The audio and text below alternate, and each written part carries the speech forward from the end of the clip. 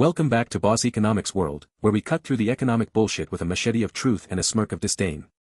I'm your host, the guy who'd rather be sipping a whiskey than watching governments torch the global economy, and today we've got a doozy. Donald Trump's second term kicked off in January 2025 with a pair of executive gut punches that turned Geneva, yes, that pristine Swiss city of peace, health, and diplomacy, into the epicenter of an economic earthquake. He's yanked the US out of the World Health Organization, WHO, which was banking on $1.3 billion from Uncle Sam over the last 2 years, and he's swinging the axe at most USAID contracts, though the courts are still wrestling over that one. The result? A financial freefall in Geneva that's not just a local headache, it's a global migraine threatening to spark a recession that'll make your 401k weep. Buckle up, folks, because this is Boss Economics World, and we're about to dissect this mess from the ground up, with all the satire, data, and government bashing you've come to love. Ground Zero, Geneva's economic bloodbath. Let's start with the scene. Geneva's not just a postcard-perfect city by Lake Leman, it's a powerhouse hosting 38 international organizations that employ 29,000 people and inject $7 billion annually into the local economy. Add in 400 NGOs, and you've got an ecosystem that's been humming along, thanks in part to hefty US support, until Trump decided to play Budget Grim Reaper. The WHO's now begging for cash like a street performer after a bad set, while Geneva's counselors are mulling an $11 million local budget bailout for NGO salaries. That's still TBD, but the desperation's palpable. The carnage is already piling up. The International Committee of the Red Cross, ICRC, perched above the UN campus, froze hiring after slashing 270 jobs in 2023. The UN High Commissioner for Refugees, UNHCR, is bracing for 400 layoffs, and the International Organization for Migration, IOM, is cutting over 250 Geneva staff after a brutal 30% drop in donor funding. This isn't just a jobs crisis, it's an economic domino effect. Those 29,000 jobs aren't burger-flipping gigs, they're high-skilled roles supporting a web of global aid and health programs.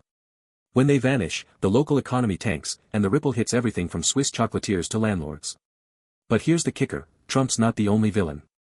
Geneva's been wobbling for years as global isolationism creeps in and Switzerland ditches its neutrality shtick. Joining the UN and ICC in the early 2000s didn't help. Still, Trump's America First crusade has turned a slow bleed into a gaping wound. The UN's Palais des Nations is now a ghost town on weekends, thermostats cranked to save pennies because 121 of 193 member states stiffed their 2023 dues, up from 51 last year. China and the US alone owed $1.14 billion in 2024. Talk about fiscal responsibility, governments can't even pay their bills on time, and now they're shocked there's a liquidity crisis. Classic. The surface ripple, global aid and health in jeopardy. Zoom out, and the picture gets uglier. USAID's contracts aren't just Geneva desk jobs, they fund projects in over 100 countries, from Ethiopian irrigation to typhoon relief in the Philippines. In 2023, USAID's budget hit $27 billion, supporting everything from food security to education. Trump's cuts, pending that court fight, could slash that by billions, leaving developing nations high and dry. The IMF pegs global losses from reduced aid at a potential $1.5 trillion in GDP by 2030 if this trend holds, as poorer countries stall without investment. Then there's the WHO. That $1.3 billion US contribution was 19% of its $6.7 billion 2023 budget. Without it, the WHO's scrambling, and alternate donors aren't exactly lining up. China tossed in a measly $86 million last year, barely 6% of the US share. What happens when the next pandemic hits?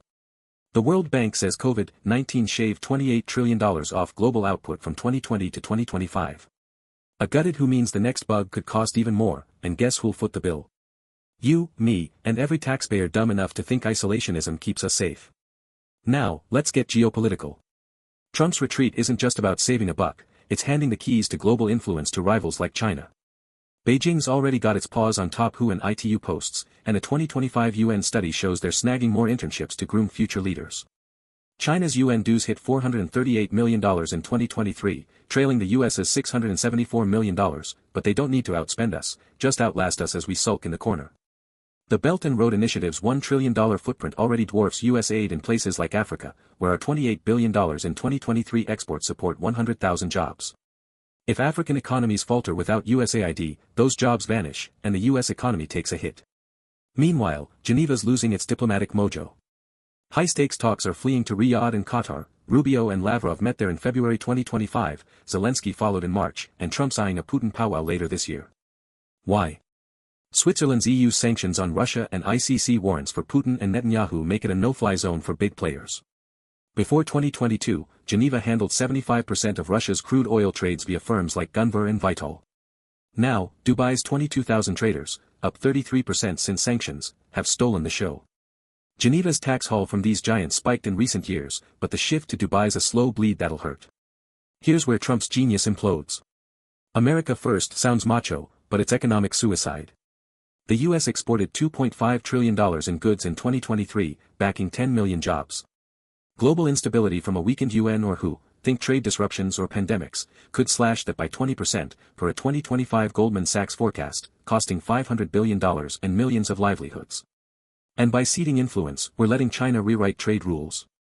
Their $4 trillion in annual trade already outpaces ours, give them the reins, and US firms face tariffs and barriers that'll tank profits.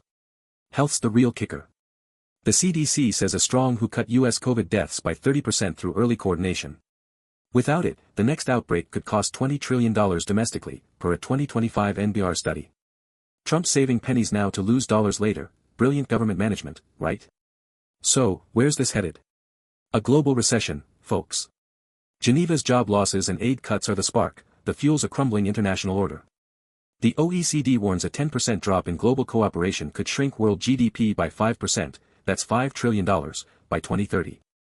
Add rising protectionism as countries follow Trump's lead, and you've got a recipe for stagflation, high prices, low growth, and misery for all. The White House's funding questionnaire, demanding NGOs swear off climate justice and globalism, is the cherry on top. It's not just tone deaf, it's a neon sign screaming, we don't get how the world works. Geneva's residents are pissed, and they should be. Their city's role is eroding, and the US is lighting the match. Trump's Geneva gambit isn't a win, it's a disaster. It's not America first, it's everyone last. The data's screaming it: $7 billion in Geneva's economy, $27 billion in USAID impact, $28 trillion in pandemic losses if the WHO flops. Governments love grandstanding, but this one's a masterclass in self-sabotage. Stay tuned to Boss Economics World, because when the recession hits, we'll be here calling it like we see it, sharp, loud, and unfiltered. Peace out.